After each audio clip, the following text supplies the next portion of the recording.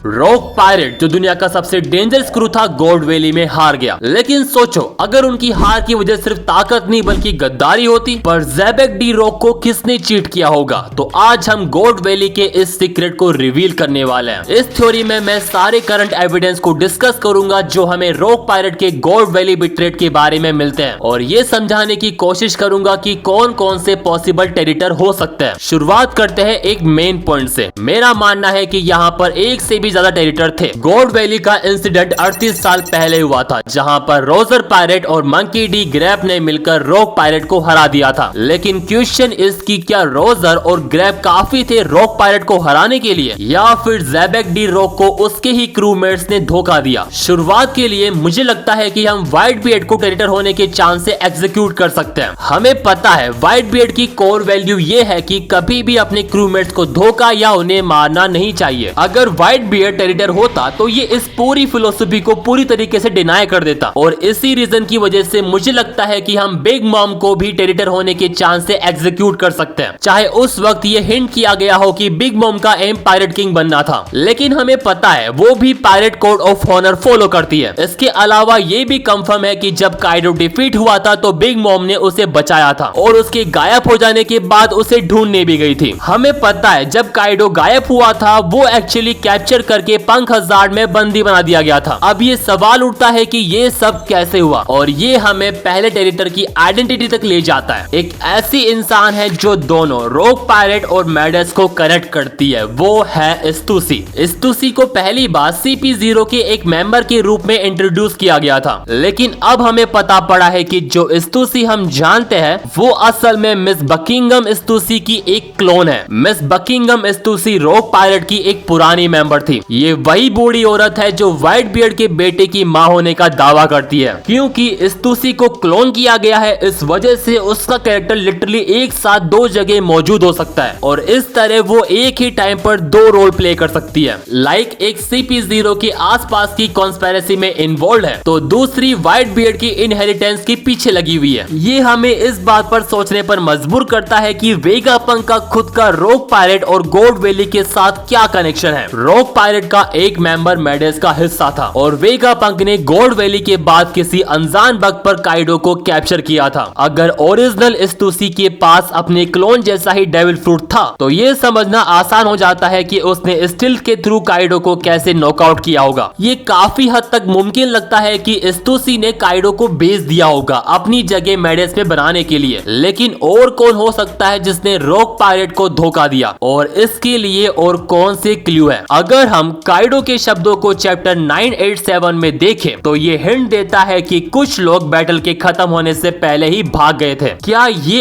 एक कोइंसिडेंस है कि ओचुकू बच गया और पायरेट आइलैंड को अपने नाम कर लिया? और शिकी के बारे में क्या वो भी टेरिटर हो सकता है? चैप्टर 0 जो स्ट्रॉन्ग मूवी का पार्ट है वन पीस सीरीज के लिए कॉमन माना जाता है और उसमें हमने शिकी को व्हाइट बियर्ड से मिलते हुए देखा और एक नए एरा का ऐलान करते हुए देखा। इसलिए व्हाइट बियर्ड इस बात को कभी भी अलाउ नहीं करता अगर शिकी ने उन्हें धोखा दिया होता। अगला क्लू गोल्ड वैली के ट्रेजर के बारे में है। अब हमें पता पड़ गया है कि वहां पर 6 ट्रेजर थे। इनमें से एक ट्रेजर कुमा ने क्लेम किया और दूसरा इवांकोव से बिग मॉम ने छीना और काइडो को दे दिया। बाकी के 4 ट्रेजर अभी तक रिवील नहीं हुए। तो क्या रॉक पायरेट का कोई ऐसा मेंबर है जिसके बारे में हमने काफी पहले सुना था और जिसके बारे में हमें रूमर्स है कि उसके पास एक बड़ा ट्रेजर था? हाँ, आप सही हो। कैप्टन जॉन का ट्रेजर शायद वही था जो उसने गोल्ड वैली से चुराया था। कैप्टन जॉन को हमने थिलर बर्ग में एक ज़ॉम्बी के रूप में देखा था और यहीं पर लूफी को एक आर्म बैंड मिला था जो बाद में बगी ने इंपेल डाउन के दौरान समझाया कि ये एक ट्रेजर मार्कर है जो कैप्टन जॉन के खोए हुए ट्रेजर की लोकेशन दिखाता है, जो साफ दिखा रहा है कि बगी कैप्टन जॉन का ट्रेजर ढूंढ रहा था और उसे लगता है कि ये एक ऐसे आइलैंड में है जो स्कल के शेप का है। ये समझना सही है कि रियल हिडिंग प्लेस हाचिनोसु हो सकता है। इसका मतलब ये है कि कैप्टन जॉन ने एक ट्रेजर चेस्ट छुपा ली और गोल्ड वैली से भाग गया ओचुकी के साथ। लेकिन जब से हमें पता पड़ा है कि बगी पैसों के लिए स्ट्रगल कर रहा है, इसका मतलब है कि उसने अब तक कैप्टन जॉन का ट्रेजर नहीं ढूंढा, चाहे उसके पास मार्कर हो जो उसकी लोकेशन रिवील करता है। इसका मतलब ये है कि ये ट्रेजर फ्यूचर में कभी भी रिलेवेंट हो सकता है। आखिरी 2 मेंबर जो कंसिडर करने चाहिए वो है ग्लोरियस और सिल्वर एक्स। इनके बारे में जो एविडेंस है वो काफी कम है, लेकिन मुझे लगता है कि हम इन दोनों को टेरिटर में से एग्जीक्यूट कर सकते हैं। सिल्वर एक्स मोरिया के ज़ॉम्बी में से एक था और मुझे लगता है कि वो शायद गोड वैली में ही मर गया होगा, और ग्लोरियोस ऐसे टाइप की नहीं हो सकती जो टेरिटर हो सकती है। जब हम सारे क्लूज को जोड़ते हैं तो ये कैरेक्टर सबसे ज्यादा सस्पिशियस लगता है। स्तुसी, ओचुकू और कैप्टन जॉन, यही है रोग पायरेट के टेरिटर। अब एक ही चीज बची है जो कंसिडर करनी है, वो है रॉक खुद। रॉक की कहानियों के अकॉर्डिंग वो एक काफी विशियस और एम्बिशियस आदमी था, जिससे इस बात की कोई भी परवाह नहीं थी कि वो किस पर अटैक कर रहा है। बस उसका मकसद अपने लिए पावर इकट्ठा करना था, और अपने क्रू को वो किसी भी ऑपोजिशन को खत्म करने के लिए लीड करता था जो उसके एम्बिशन के बीच आते। वो एक फियरलेस और इनडिस्क्रिमिनेटली रूथलेस था। रॉक का ड्रीम था किंग ऑफ द पायरेट बनना, और इसके लिए उसने कई जगहों पर अटैक भी किया और अपनी डोमिनेशन दिखाने के लिए बस मैस डिस्ट्रैक्शन छोड़ा। तो हो सकता है कि ज़ैबेक ने ही कुछ ऐसा किया हो जिस वजह से वो हार गया हो, लेकिन ये बात अपने आप में एक थ्योरी है। ये थ्योरी यहीं पर खत्म होती है। अगर वीडियो अच्छी लगी हो तो लाइक और सब्सक्राइब करे बिना मत जाना।